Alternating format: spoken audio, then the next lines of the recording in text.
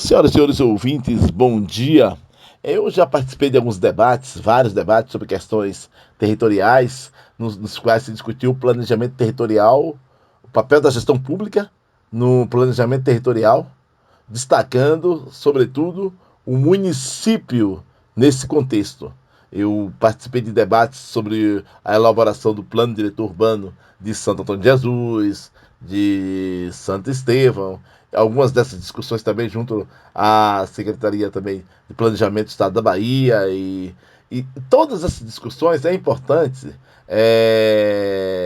se pontuar. Eu destaquei alguns pontos que eu acho extremamente relevantes. Um deles é discutir o território de uma perspectiva ampla, numa perspectiva integrada e não separada. Por exemplo, separar o rural, o urbano, algo desse tipo. Por exemplo, se escuta muito falar em mobilidade urbana.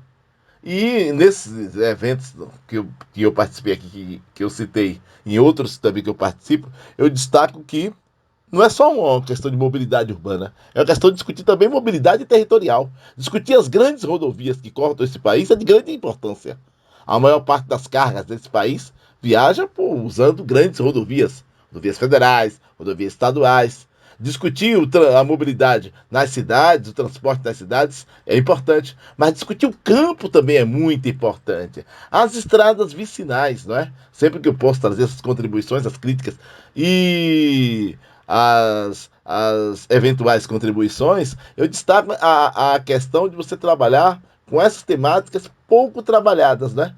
As estradas vicinais, que são aquelas estradas de chão, que ligam a sede municipal às áreas rurais, aos distritos, às localidades rurais. Essas estradas têm algumas questões que chamamos a atenção aqui. Por exemplo, uma delas é o estrangulamento da faixa de rolagem, da própria estrada. O que acontece? O cidadão compra um sítio, aí a cerca está meia caída, a cerca está degradada, ruim, o que ele faz? Ou então, às vezes, nem tem cerca, o cidadão vai, ele constrói uma nova cerca e, pegando um pedaço da estrada, ele estende a cerca em direção à estrada, que é um absurdo. Aí o cidadão que tem um sítio em frente ao dele, o que é que faz? Vê isso e faz a mesma coisa. Pega dois palmos a mais, não vai gerar nenhum problema. Pega 2 ou 3 palmos a mais de terra, né, da estrada para aumentar a sua propriedade. Só que qual é o problema? Vem um ônibus escolar cheio de estudantes. Como é que vai passar um ônibus por outro? Como vai passar um ônibus por um caminhão carregado lá de mandioca, de produtos agrícolas, se encontra de frente com um ônibus escolar? Como é que um veículo grande desse vai passar um pelo outro se eu tenho estrangulamento viário? Então, se eu não tenho essa normatização da largura da estrada vicinal, você tem o salve-se que puder. Você tem, sobretudo nesse país em que a ganância é um absurdo. Então, o cidadão, irregularmente, ele aumenta a sua propriedade de forma totalmente irregular e colocando a cerca quase que no meio da estrada. Então, esse é um dos problemas das estradas vicinais. Há uma série de outros, né? Há, por exemplo, um problema de escoamento pluvial e fluvial. Muitas vezes, quando chove muito, a água se concentra e se empoça em determinadas áreas, que dificulta a circulação de pessoas. Só que há outros. Há o problema fluvial, não é nem problema. É uma questão das águas, eu falei das pluviais, que é da chuva, e agora as fluviais, que são os rios. Muitas dessas estradas vicinais, estradas de chão, são construídas em áreas onde antes você tinha, por exemplo, um rio temporário. Que é o rio temporário intermitente? É aquele rio que só tem água quando chove.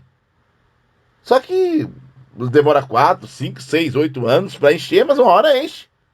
Aí as pessoas falam que o rio invadiu a estrada. Não, foi a estrada que invadiu o rio, porque foi construída de maneira irregular.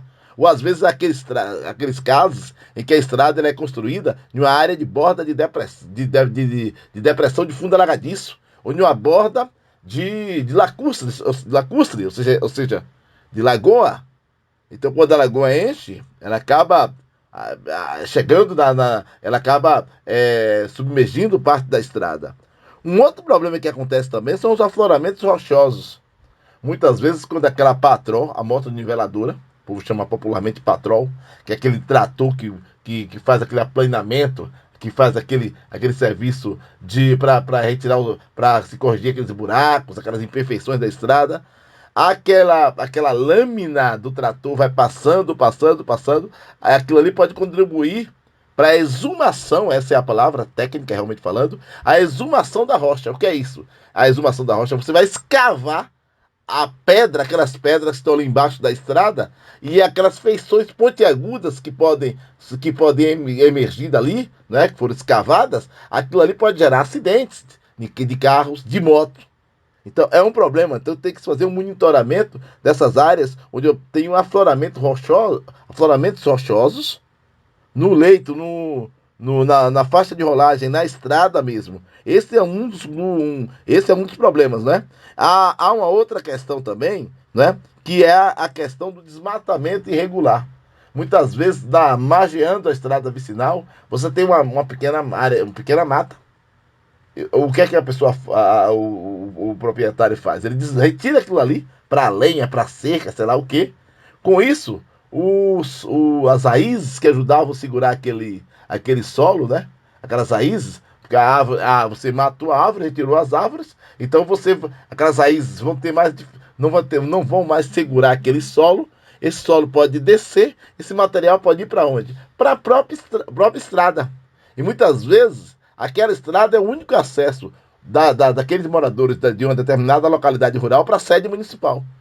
Para ter uma segunda opção, para ter um acesso alternativo à sede municipal, às vezes tem que se fazer um desvio de muitos quilômetros, e quem não tem carro complica. Então é um conjunto de situações, né? Então o desmatamento irregular, né, dessas áreas, notadamente nessas áreas de aclive e declive, as áreas de ladeira. Porque nas áreas de ladeira, quando eu desmato, retira a cobertura vegetal, você retira a proteção do solo.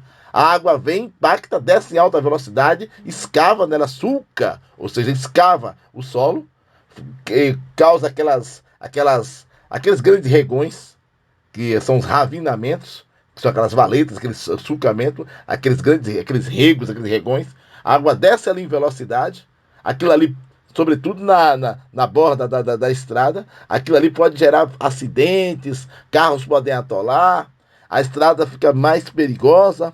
Então tem que ter um monitoramento, notadamente períodos chuvosos, desses aclives, ou seja, essas ladeiras mais acentuados. Essa é uma das questões. A outra questão é o seguinte, gente: a patrolagem, ou seja, aquela ação da motoniveladora, que é aquela máquina que cuida da estrada, isso é para ser feito obedecendo critérios técnicos, não políticos. O cara dizer assim, o vereador tal pediu para passar a patrol porque choveu. O vereador da localidade, não. O vereador tem que analisar que para passar a patrol, o prefeito, qualquer gestor público, para se fazer uso da patrol, tem que se fazer um monitoramento das condições meteorológicas. Se vai chover, porque o que é que acontece? Você passa a máquina, choveu, aquilo que era difícil de passar vai se tornar agora impossível. Porque aquela terra solta vai virar uma lama terrível. Então, para passar a motoniveladora na estrada dessa aí, não é questão de político A, político B, ou porque alguém ligou, deixou de ligar. Não, é uma questão de avaliação técnica, condições meteorológicas, para saber se vai se fazer isso ou não.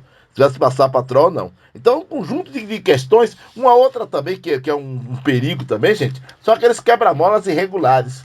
O cidadão pega lá um pedaço faz um monte de terra lá, ou alguns colocam até um tronco de coqueiro atravessado para reduzir a velocidade, porque isso é um perigo, gente. Sobretudo porque não tem sinalização, é da cor do solo, ou seja, você não vê de longe, e o cidadão, sobretudo quem não conhece esse itinerário, esse trecho, pode se acidentar de maneira fatal nessas áreas, nessas estradas vicinais. Então é um problema muito sério.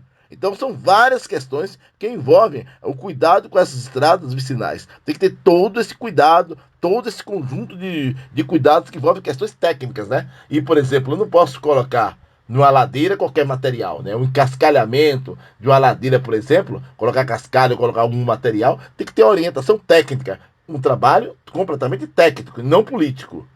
A próxima semana, talvez eu volte a essa temática, porque ela é muito importante. Muita saúde e paz, se cuidem, até a próxima.